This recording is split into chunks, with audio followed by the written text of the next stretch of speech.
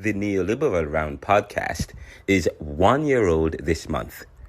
It was on July 17th that we released our first podcast episode entitled Prelude to the Beginning. Now we have about 70 episodes and 3 seasons. Continue to listen to this show. Share it with your friends and donate to us at https://anchor.fm/the neoliberal/support. This is the Neoliberal Round podcast. I am Ronaldo McKenzie.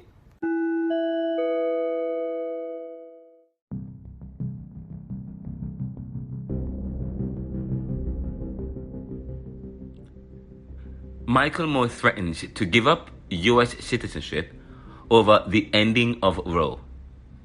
We delve into that today, but first, it's crazy what's going on in Philadelphia. Everybody is dropping the ball on their jobs. Again, it's crazy what's going on in Philadelphia. Everybody is dropping the ball on their jobs. That's according to a representative from the Philadelphia's District Attorney's Office just moments ago, whom I had the opportunity of speaking with concerning a case that I am involved with that have seemed to have gone south in terms of the non-communication. But we will get into these. This is the Neoliberal Round podcast. We'll be right back after this.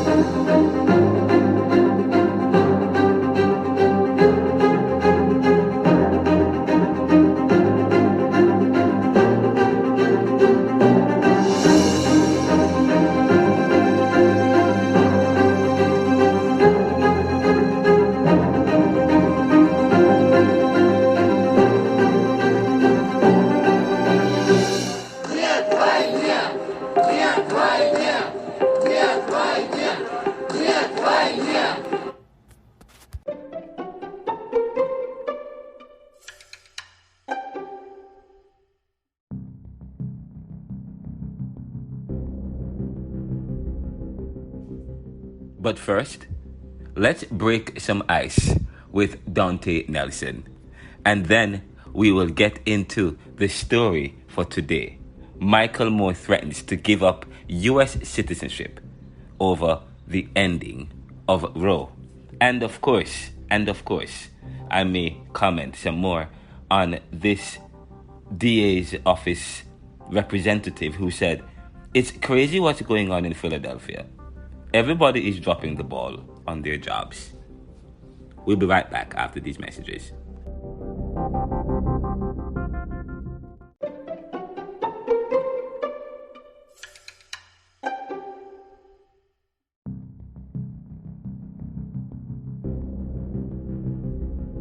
Well, I'm going to ask you a question, but you have to answer it fast. Are you ready? Mm-hmm. You have to be very fast, you can, okay? Okay. All right, ready. All right. Okay, what does SHOP spell? Shop. Say it fast 5 times. Shop. What do you do when you come to a green light? What you do? Stop.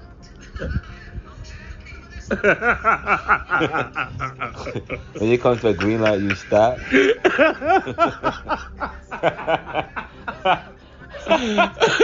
Wow. Absolutely not. You're interrupting me with Mariana.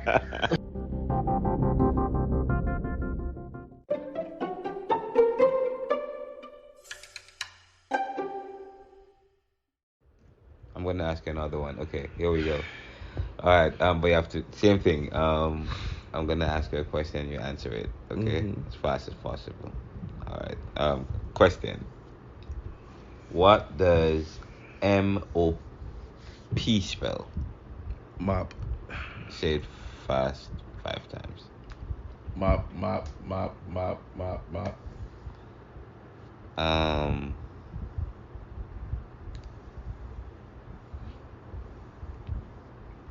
Wait, I don't think. Hold on. Okay, I need to say it correctly. No, that's the same thing with sharp and mop. No, that's different. Oh, sorry, here it is.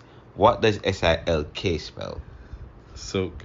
Say it fast 5 times. Soak, soak, soak, soak, soak, soak. Okay, what do cows drink? Milk. Cows drink milk. I thought they drink water and eat grass. Forget you.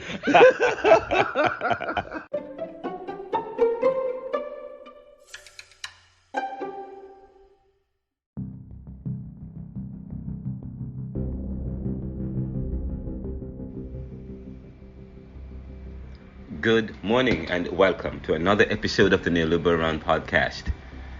Today I want to share with you a blog that I posted this morning in response to a New York Post article about Michael Moore.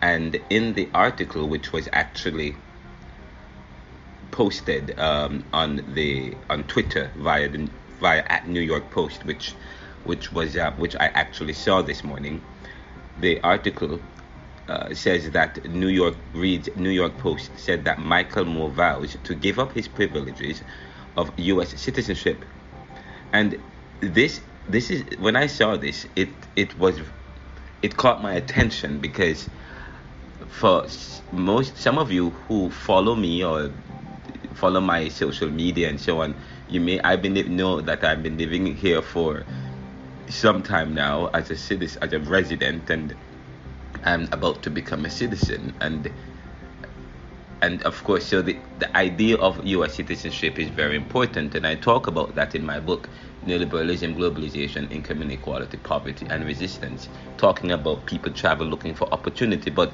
this particular issue of giving up his U.S. citizenship is very important because he's not looking for opportunity. His particular issue is completely different to that idea. And it continues, of course, the conversation as it relates to the overturning of Roe, or as it relates to abortion or abortion rights.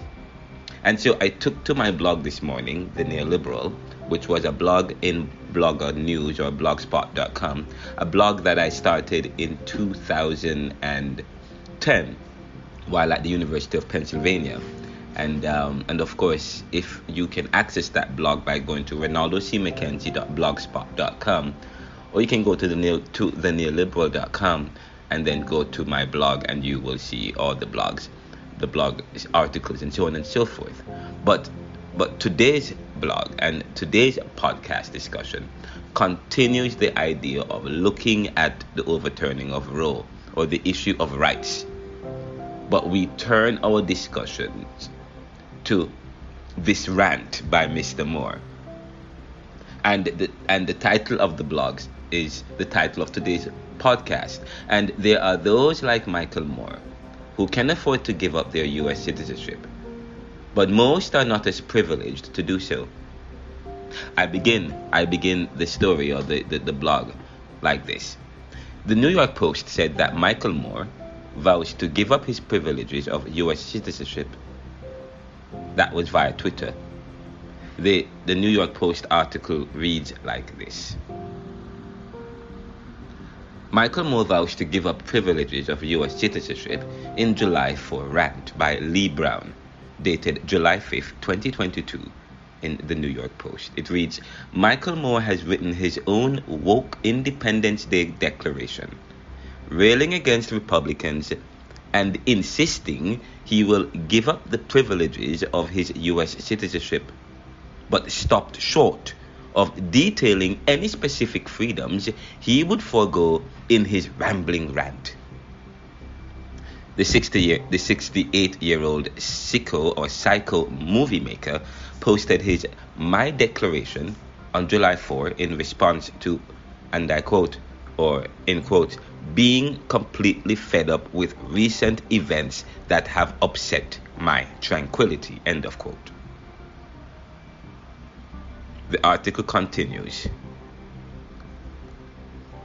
I refuse to live in a country threatened by white supremacy. And this is according to, this is Michael Moore speaking verbatim now. I refuse to live in a country threatened by white supremacy, and I'm not leaving. So we've got a problem, end of quote. He started his manifesto. He then stated that he, in and open quotations, cannot in good conscience continue to receive the privileges of full citizenship, close quotation, following the Supreme Court's decision to overturn Roe v. Wade, ending the national protection of abortion rights. That he insisted was a court decree leaving women and girls, and I quote, and this is Michael Moore now, leaving women and girls official second-class citizens with no rights to their own bodies and conscripted to a life of forced birth should they fall pregnant and not want to be. However, and just so you know, we have argued that this issue is not just about the woman. The issue, and that is his view, and he is using his view as it relates to rights to not become a citizen, to want to give up his citizenship. But the issue, as I said, goes beyond the issue of just looking at it from the woman's prerogative. When we talk about the issue of life and the progression of life, then we have to look at it not in a vacuum, but in the totality of life. And the issue, and if life is a constitutional right that needs to be protected by the Constitution, how then can we also make it a right to abort that life by providing one particular gender that right, when both are important to the whole issue of birth? We know there are other instances, but as I have argued, we cannot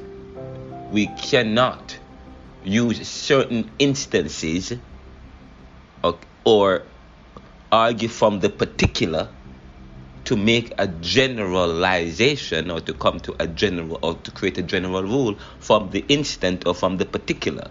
We can't move from the particular to the whole because we're talking about instances. We can't make a right and confer that right onto somebody, and when that right has to do with the issue of life. And I have argued what liberals have argued. Liberals will go at length to protect the earth. Can we go at length to protect the fetus? Can the liberals, like Michael Moore, see the issue of protection, just as how they will go at length to ensure that we adopt policies that abandon our dependence on oil, to want to end drilling altogether, so as to preserve the earth and to implement those protectionist strategies? Why can't we understand the length that conservatives will also go to protect what they understand is to do with the issue of life? But of course, I have argued that it may even go beyond the issue of life to the issue of population control. But that's another argument. The issue of population control and this idea of replacement ideology, and all of this might play in part of extremist ideology, or concerns about the fact that between 2020 and 2025 the majority will be part of the minority will be part of the majority, and the fact that hundreds of thousands of millions of people have died during COVID, and as a result the idea of population becomes an issue. And we look at what's going on in some of the European and Scandinavian country, and where the active population is dying out, and they are faced with an older age population. And of course, as I said, the issue of status quo and preserving the population.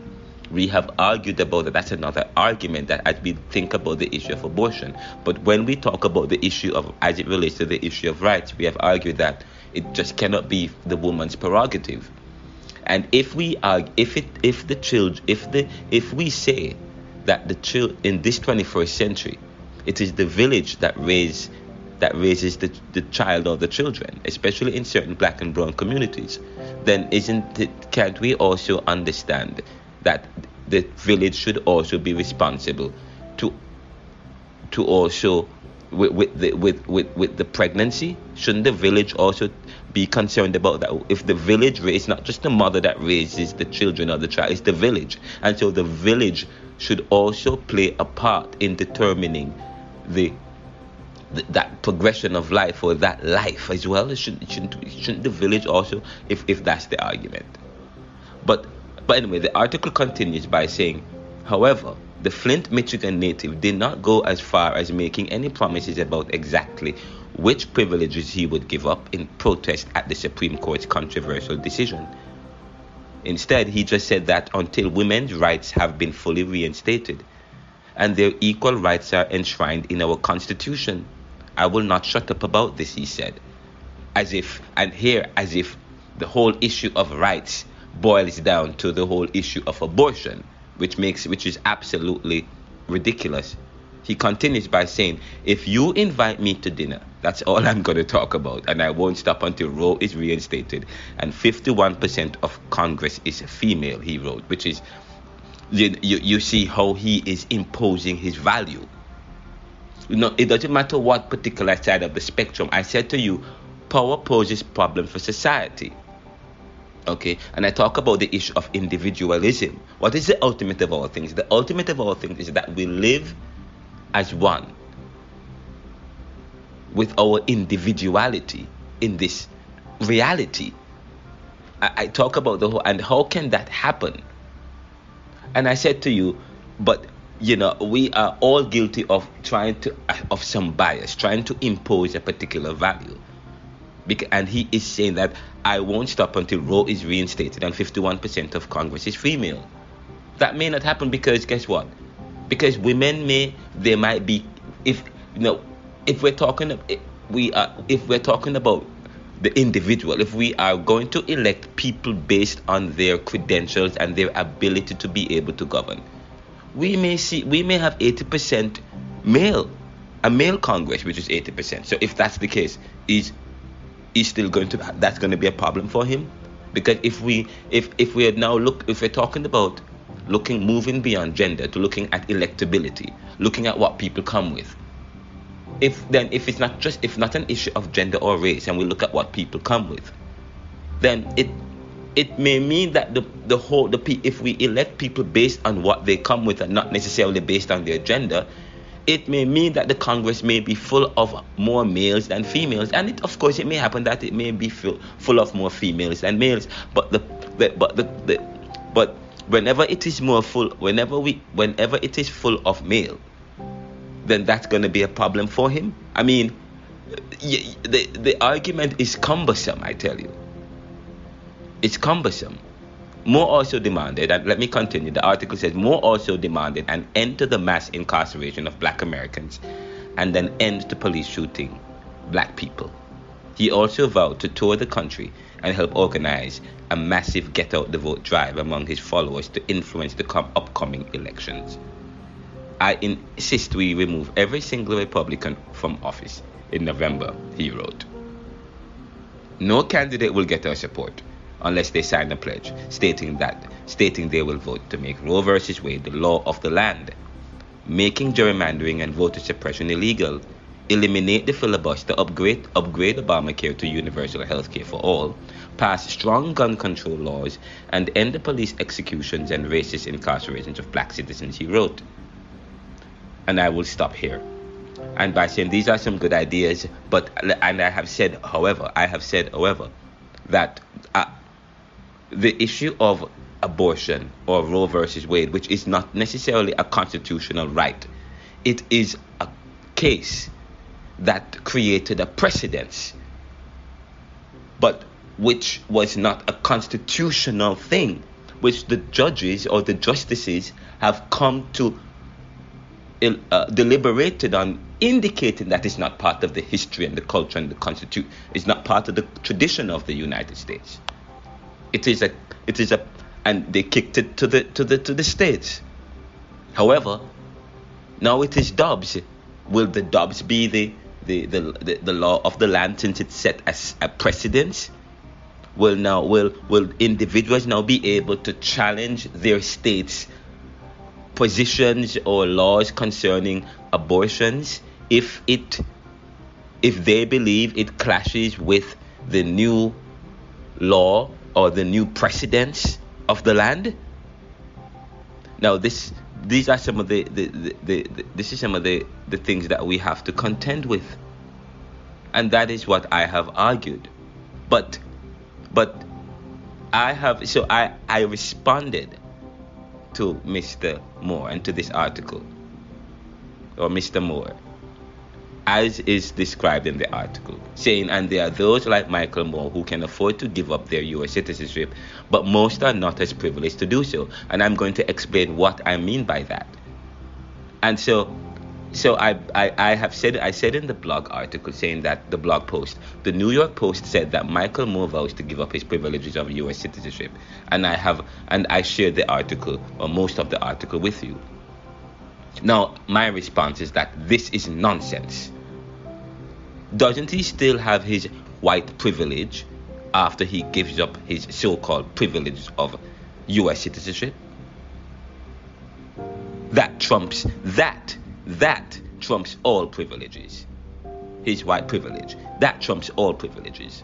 And maybe he should instead use the power that comes with his U.S. citizenship privilege to undo the practice of white privilege, which in a sense, further in the article, he talks about some initiatives about ending incarcerations and police shootings and so on. But those are actions that stem from the white privilege within America that is based on race. And I have argued and written in articles and said in previous podcasts that until we deal with the issue of race, of structuring a society based on race, we will not be able to get rid of this privilege that creates this whole issue, that creates police brutality and killings and the kind of reform that he's hoping to undo things. But the greatest reform that we need is a reform of ideologies, is a reform that moves away from racial thinking to a thinking that is based on this oneness, this unity, moving beyond thinking. And then he wants us to move beyond. He wants people to talk about gender equality, then we have to move beyond thinking in terms of gender.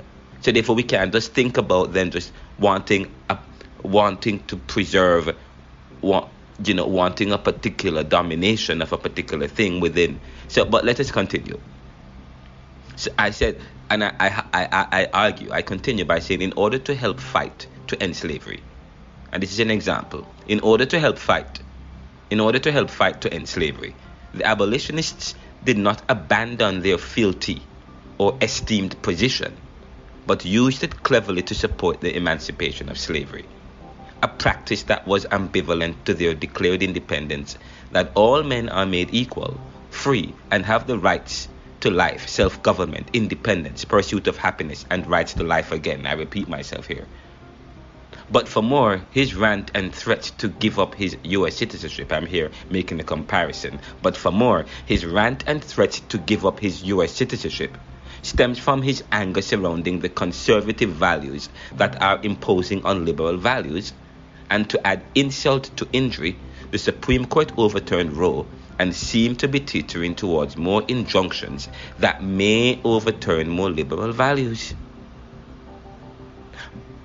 In retrospect, though, when Barack Obama became president, we had heard the same pronouncements and threats by some conservatives vowing to give up their U.S. citizenship, but none had actually gone through with it, because being an American is not what counts for change or justice.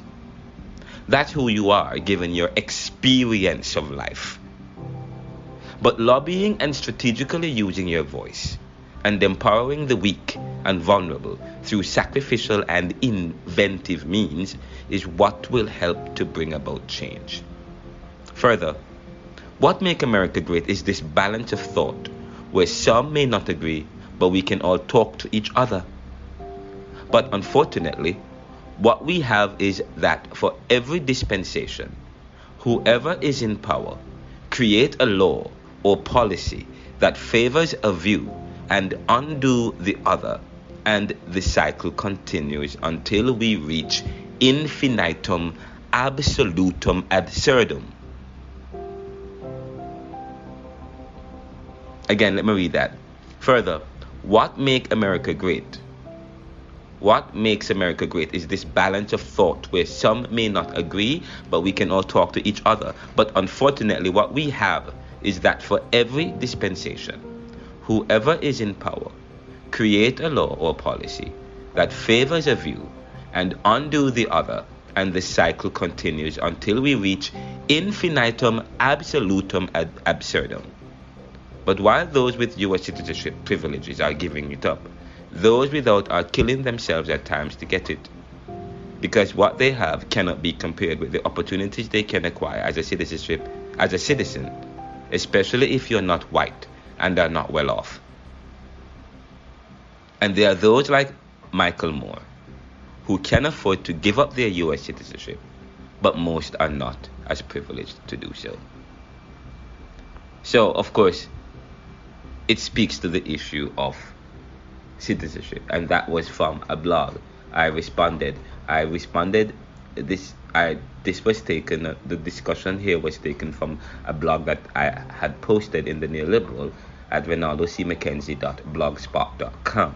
Renaldo spelled RENALDOCMCKENZIE.blogspot.com, or you can go to theneoliberal.com and go to my blog for the information there. But this is the neoliberal round, and we are from the Neoliberal Corporation.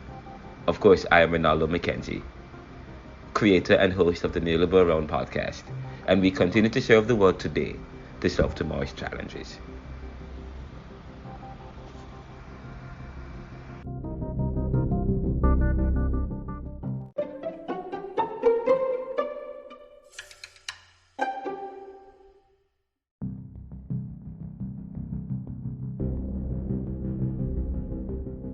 Welcome back to the episode.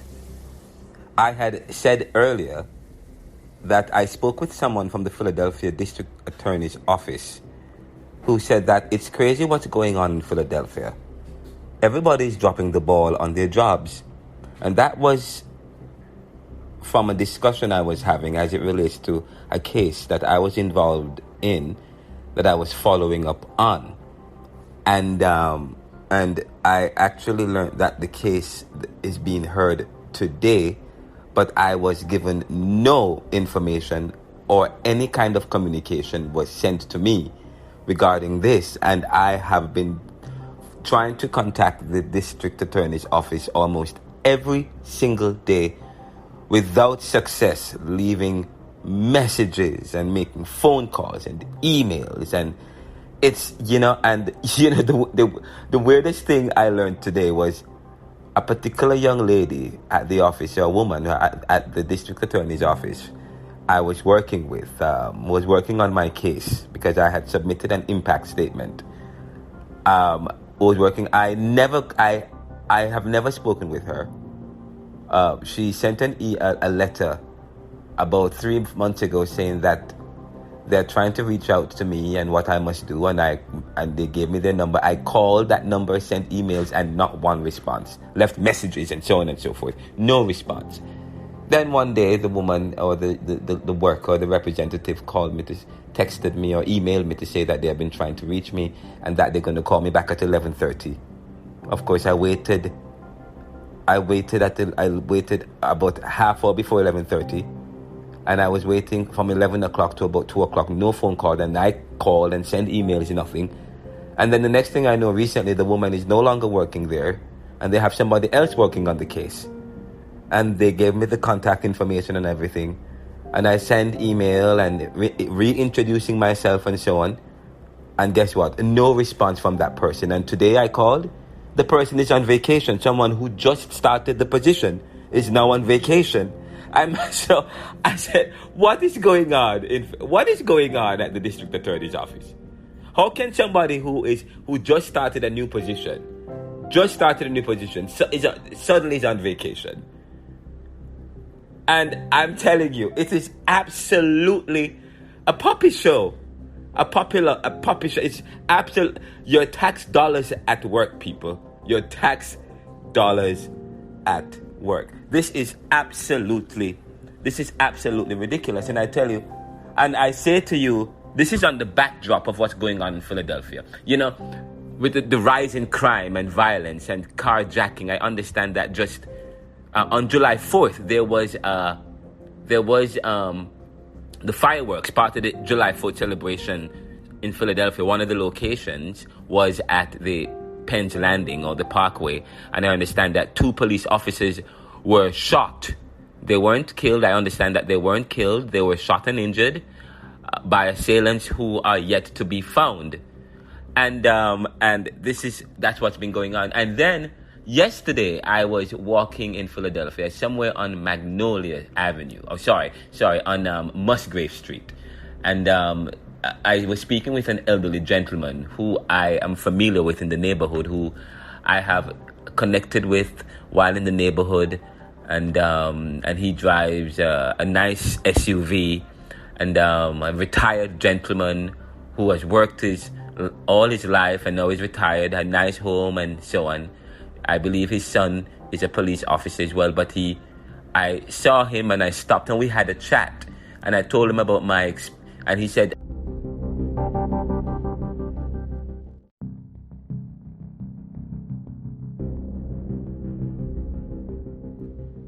as I was saying, continuing on the same line of argument, I was speaking with an elderly gentleman in Philadelphia, Germantown, and he indicated to me that I was telling him about my ordeal, how my car was stolen, and he said, of course he said that his car, and he showed me the side of his car, and someone hit his car, and he was talking about how it's crazy in the city, and how his car was hit, and how much it's going to cost to repair the vehicle. But then he said that he actually just had an ordeal just that same morning. He went to the gas station to make a purchase, and he was at right by the gas station at the Luke, is it this Texaco, or is it the Luke Oil gas station, right by the corner of Washington Avenue or Washington Lane, and True Avenue. And he went inside the gas station, deli or store or convenience store by the gas station, to conduct a purchase. And he went to the ATM, took some money out, put in his pocket, turned around to go to speak with the attendant at the window, and some young man ran up behind him, pushed their hand. The young man pushed his hand in the gentleman's pockets and stole his money and ran out. But by the time he pushed in his pockets, he realized that he was picked. The gentleman had stolen his money. And people are becoming, and I say to you, people are desperate. Poverty is rising, I'm telling you. Inflation is really beating people. And of course, some people don't want to work. One gentleman I spoke with in Philadelphia said that a lot of people had received, I think it was Mr. Nelson I was speaking with, Mr. Dante Nelson, my co-host, who actually broke the ice with me earlier, and he said to me, when they were giving out this COVID money, I guess some of these young people, they're so used to this free money that that they're used to this free money, and it's dried up, and there's nowhere else to get the money. And he meant some of these people, the kind of jobs they're looking for flexibility, and COVID is changing the way we think about work, and people want to do their own thing. And so now people are having difficulties, or people just want, there's a lot to consider. Median income rising, inflation is rising, what's happening at work, and the flexibility that people are asking for. But yet still the jobs are needing people, jobs are hiring. But I think what needs to happen is that the jobs need to really look at how they think about work and how they work their employees, and how to respond to the changing dynamics in our society. And of course, young people don't want to. Many young people today, and young men I've spoken to, they don't want to sit.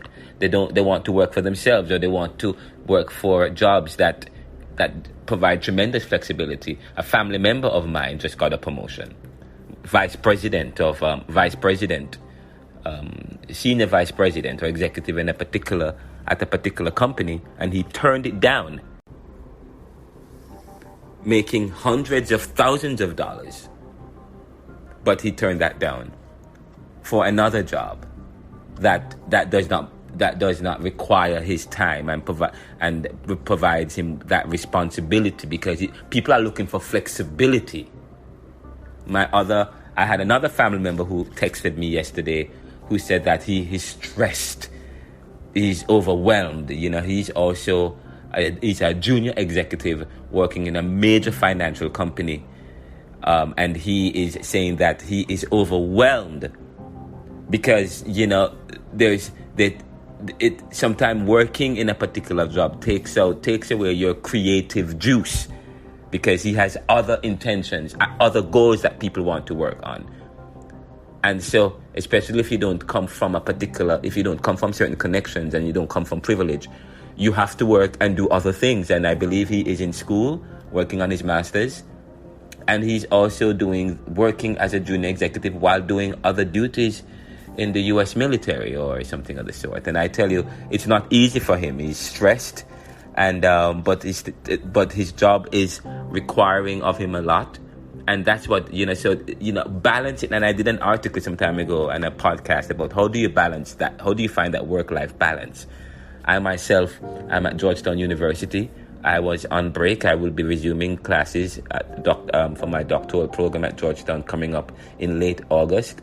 And I was also, as I said to you, some of you may know that I was working as a chief planner for a major company in New York. And I was happy when I separated from that company, because it provided a lot of opportunity for me to work on some of my personal goals, to get my book out, and to work on my writing, and to develop some of the stuff my goals and things that I want to do as a valuable asset, some talents and skills that I was hoping, some things I wanted to accomplish in life as I age, as I grow older. And sometimes, I was giving 18 hours sometimes, 18 hours, and even when, and then you have electronic devices. Now you have a phone for the company, and a laptop and an iPad, and you're home and you're working. You're working. You're on vacation and you are working. So we have to, and in the 21st century, there is so much with COVID that created a new kind of work dynamic. And now companies are trying to get people back in the office, and to be honest, sometimes it's difficult to get the most out of people, because listen to what this worker is saying at the DA's office. It's crazy what's going on in Philadelphia. Everybody is dropping the ball. So in a sense, people are also dropping the ball. People don't want to work hard anymore, or people don't want to work anymore, or and if people are working from the office, people are saying that the people are not as productive, even when the academics, when during COVID and students had to learn remotely. They're saying what schools are finding, and administrative officials are finding in schools, is that the students did not improve. The students did not do well enough to get to the next. They're not at grade level. So there's so many issues to contend with as a society. We need to sit down and really think about, as a society. But of course, whatever is going on at the Philadelphia District Attorney's office, they need to get to the bottom of it. And I think we had alluded to it. We had alluded to it at the previous. We had alluded to it on a previous episode where we had Dr. Nolan Fontaine, who talked about what happened at the district attorneys with the replacement of a district attorneys, or the call for a new district attorney. But people need to be held more responsible, but we also need to, or people need to be held accountable. But we also need to find out how we can get more out of people as we think about, as we rethink about work, and we think about productivity. This is the Neoliberal Run podcast. You know, I remember some time ago, while at the University of Penn, I was doing some reading, and I was actually trying to find a paper that I had wrote, and the particular author or book I was reading that speaks to this dialectic, where the author indicated that there is this dynamic, there is this dialectic, and I think it was Rita Bernard, who was my professor at the time, and I was doing cinema and globalization, and we talked about this new kind of dynamic, this new kind of dialectic in life, in terms of that looks at this new economic dialectic. People used to live to work, or do we live to work, or do we work to live? You know, I talk about this work-life balance and how people are abandoning, but but we talk about America, which is a consumerist society. It's a consumerist society, and America has, in a sense, this consumerism moves the dynamic away from do we live to work or work to live, to the point of do we live to consume or do we consume to live? Where does work fall in the mix? So, this whole, there's this dialectic of life that is in tension with each other as we seek to, and then of course there's the issue of fairness, there's the issue of monopoly, there's the issue of competition, there's, all that's, there's the issue of equality, and there's the issue of privilege and power and position. So much dynamic. I hope that as a society we're able to come to a common understanding and we can truly work through these issues. I actually just did an article yesterday in RonaldoCMcKenzie.com entitled "Introducing Comedic Spirituality and Culture and the Asar Asset Society," where I talk about how these people are working as a society to help people to find true meaning and purpose in life, in a world that is slowly becoming more devoid of this idea of life and purpose and meaning, or probably maybe a meaning that is surface level, or a meaning that speaks to this consumerist mentality that is devoid of respect for other. It is respect for self. What is the golden rule? Do unto others as much as you want others to do unto you. When you think about self, because we talk about this Ubuntu kind of concept, the individual.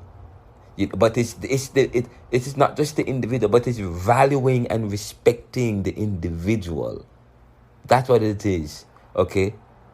It's not necessarily imposing oneself on the other, but it's an issue of value and respect for the other, so long as it does not impugn life, okay? And that is what is important, and probably that is lacking in society. There's always this privilege, and that seems to be at issue.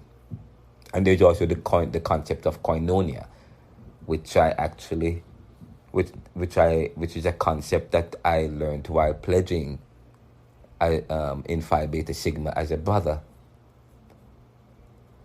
But I hope that is why these are some of the conversations we continue to have, and we will continue to have at the neoliberal round as we serve the world today to solve tomorrow's challenges, and as we make popular what was the monopoly, which was the aim of communication. Send us a feedback and share the show with your friends. And you can donate to the show at https://anchor.fm/the neoliberal/support. And of course, today is July 7th. We are celebrating 1 year as a podcast. Thank you for all your support. And we will continue to make cutting edge podcast shows, and we will continue to improve and expand. Thank you so much. And please also visit us at theneoliberal.com and RinaldoCMckenzie.com. What good?